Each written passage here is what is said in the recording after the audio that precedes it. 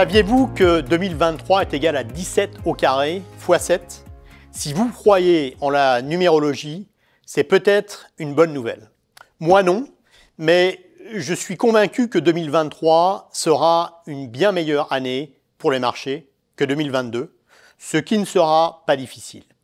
Soulignons 5 thèmes pour 2023 en 7 graphiques. 1. Des risques économiques à la baisse. Le consensus prédit une récession mondiale très modérée. Les espoirs d'un atterrissage en douceur ont même grandi récemment. Nous voyons les risques à la baisse. Le durcissement de la politique monétaire, le plus rapide de l'ère moderne, détériorera davantage les conditions de crédit, ce qui ralentira inévitablement l'économie. Notez la désynchronisation.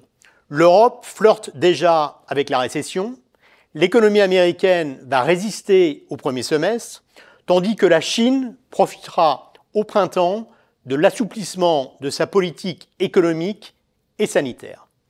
2. Le put de la Fed a une maturité plus longue. Le regain d'optimisme depuis 3 mois a coïncidé avec la fin du repricing à la hausse du pic implicite des taux de la Fed. Les forwards voient même une bonne chance pour une baisse des taux en T3. C'est optimiste. Certes, l'inflation baisse, mais les tendances sous-jacentes restent supérieures à la cible et le marché du travail tendu.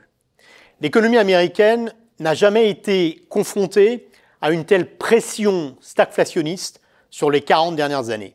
La Fed et les autres banques centrales ne seront pas aussi promptes à venir à la rescousse que par le passé.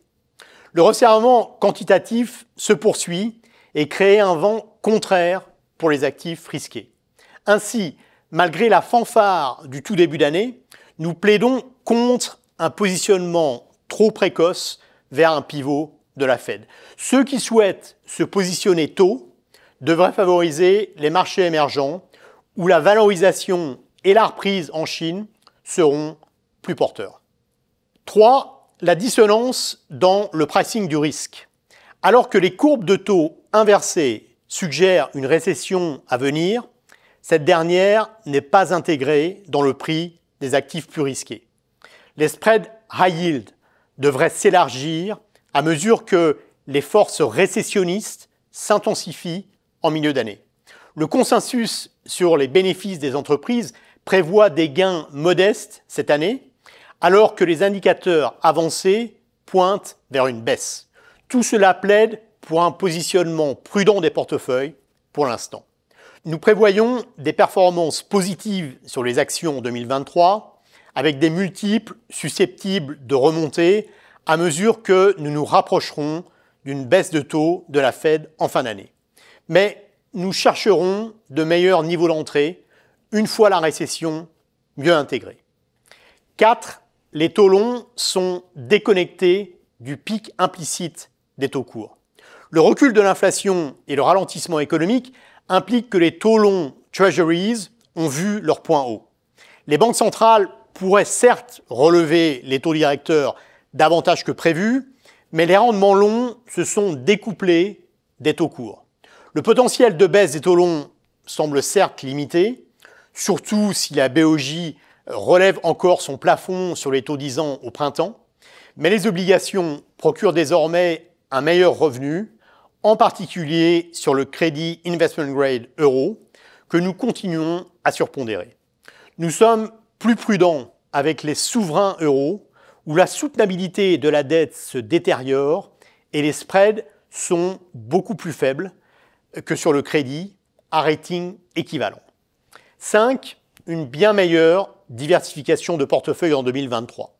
2022 a délivré des performances très négatives sur les marchés liquides. Un portefeuille 60-40 d'actions et d'obligations globales a généré moins 17% en dollars, le pire depuis 2008. Cette fois, les obligations n'ont pas joué leur rôle de valeur refuge. L'inflation et la politique monétaire ont dominé les débats, d'où la corrélation positive entre actions et obligations. Les rendements réels à long terme plafonnant, ces corrélations devraient rebaisser en 2023. La diversification sera de nouveau plus payante. Nos perspectives 2023 offrent davantage de détails. Le cadre à plus long terme intègre le réchauffement climatique et une guerre froide entre les États-Unis et la Chine.